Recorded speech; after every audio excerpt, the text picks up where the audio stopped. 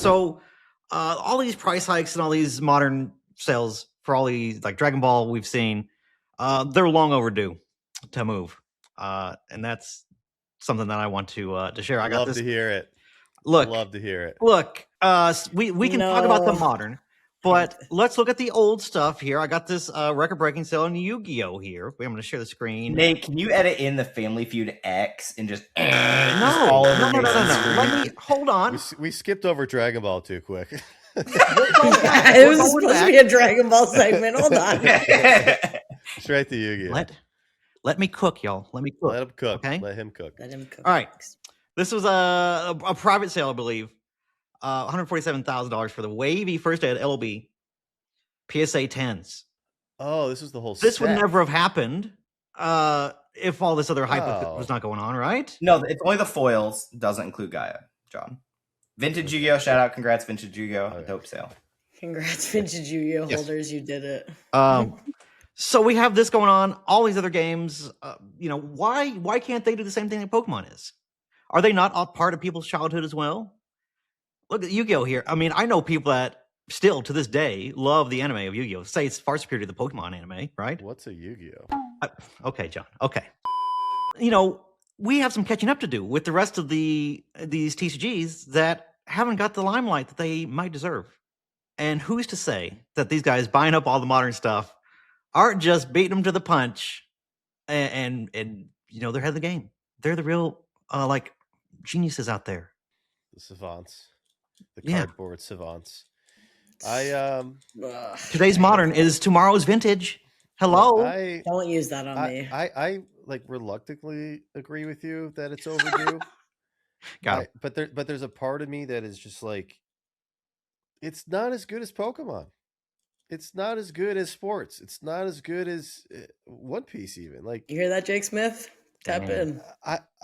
I understand the historical relevance and importance of Yu-Gi-Oh! I'm biased. I did not watch it. I did not play it. I never collected it.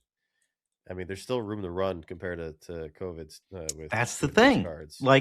But maybe it will never get to Pokemon's level. But why not just a little glimpse of that? Why shouldn't it get a nice little bull run, dude? That's true. It's great. I'm happy for it. I just don't feel like it was the same cycle in COVID. It was Pokemon, and then everything rose with it. Magic rose. Look, was Magic coming? When's Magic Vintage hitting?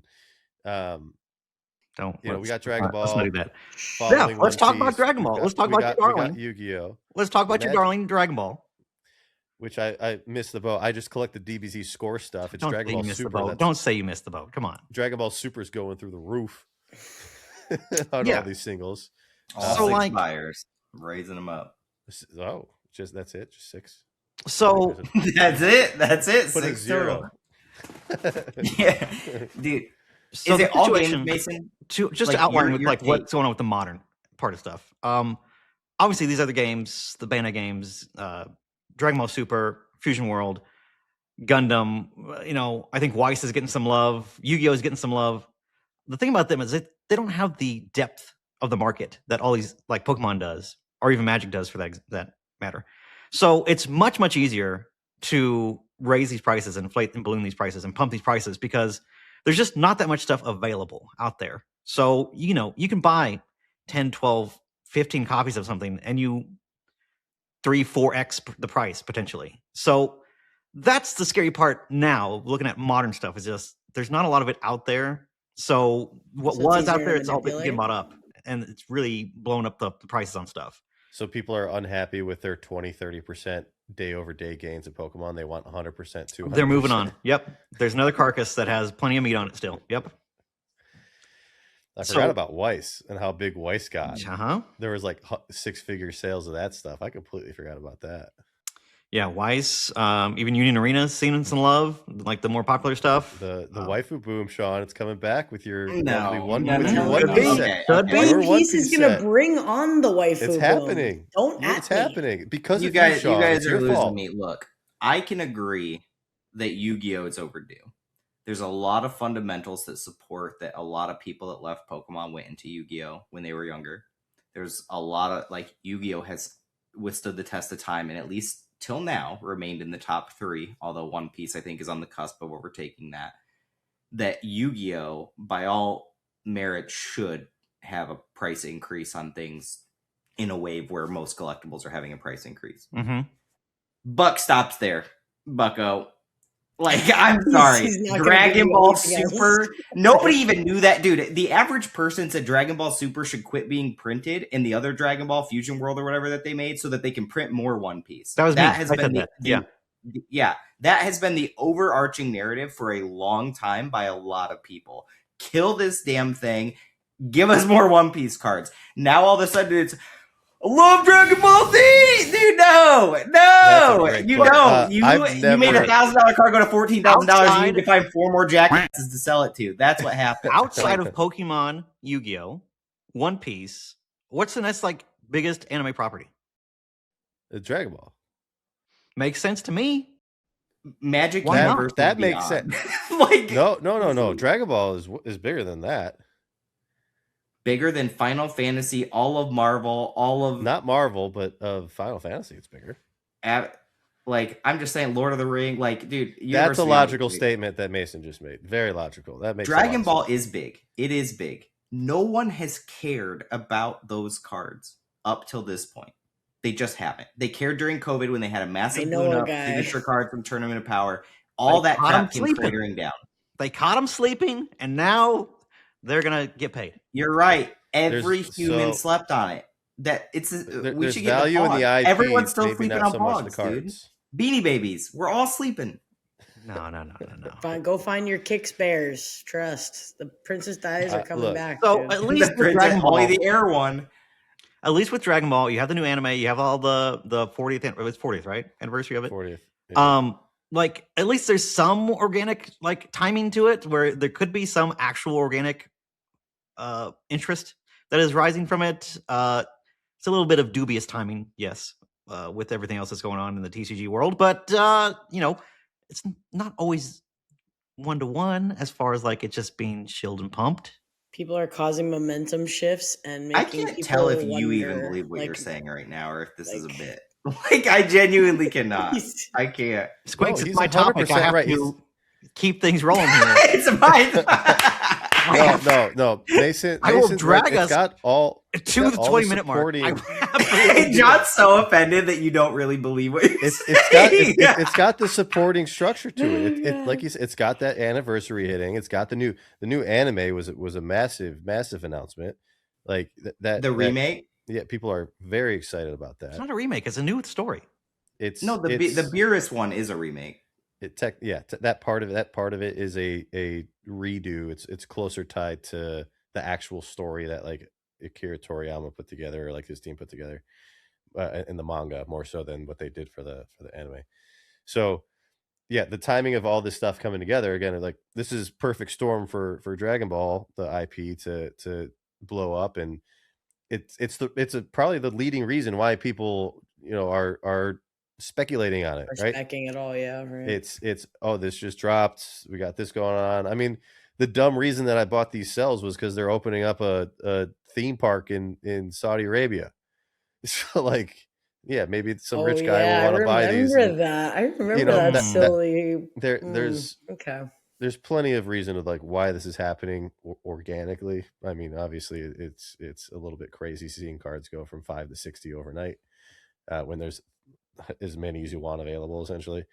But yeah, it's also really interesting.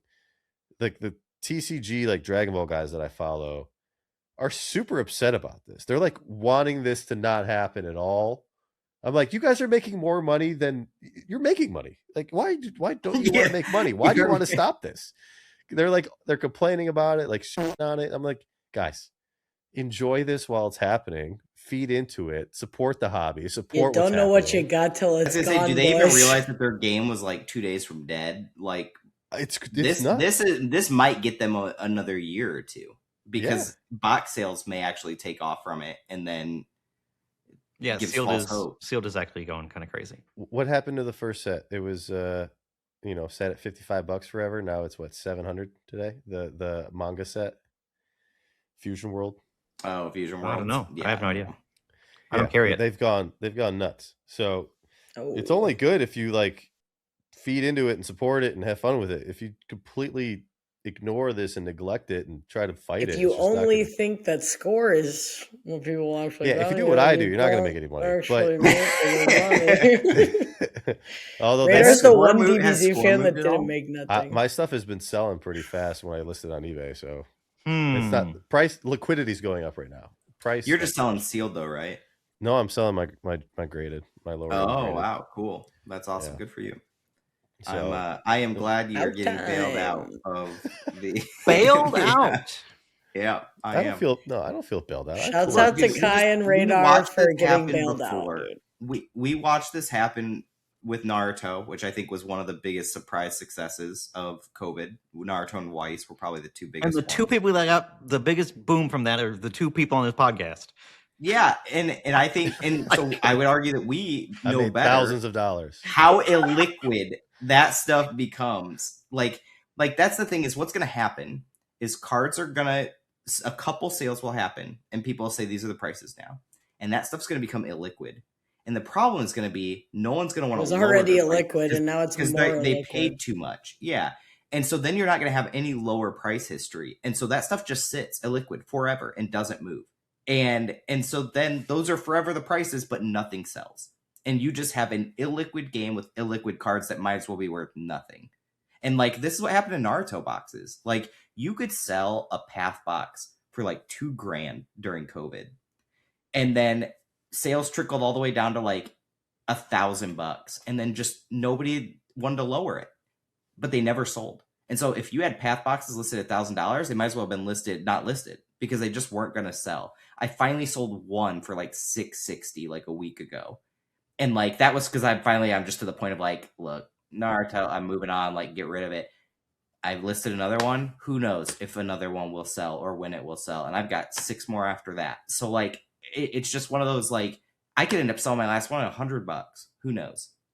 And so like, that's what I caution people against is like, well, if the price isn't dropping, I'm fine. The price is not your worry. The liquidity is your worry, because if the buyer pool doesn't exist, it does not matter how much you lower it if there's just nobody to buy it.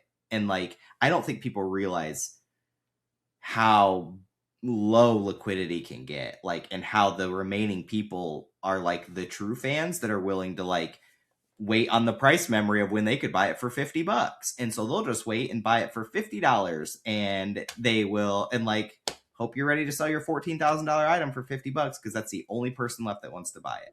And like, so yeah, I don't know. I struggle with that one. Whereas Yu-Gi-Oh, I think Yu-Gi-Oh's legit. The only part that Yu-Gi-Oh worries me is that post-COVID, Yu-Gi-Oh took some of the bloodiest bath of price declines of any game. Like, Weiss took hits, Naruto's liquidity dried up, but the prices obviously didn't. But we just talked about how that's practically the same thing. Yeah, correct. They were not nearly as ridiculous. But Yu-Gi-Oh, I mean, there was a lot of stuff in Yu-Gi-Oh that took like 90% haircuts. And you know, a lot of the higher end was like 50 to 70. And so, like, I remember a GBI God set, GBI 001 to 03 in 10s. I mean, those were like thousands upon thousands. Whereas like today, you might get like $2,500 for like at least before this, right? Like, I think Slifer was like 800 or something. Ra was like 5 or something. Like, I don't even remember the prices, but I remember that I had one set left that I forgot about. And I, like a year ago, I went to sell it, and I could not believe how down bad it was. And like, those cards, some of the most iconic cards, and yeah, and just murdered. And so like, that's my biggest worry for Yu-Gi-Oh. Maybe not like the LOB sale. That's like, LOB's like creme de la creme. Is it going to keep rising?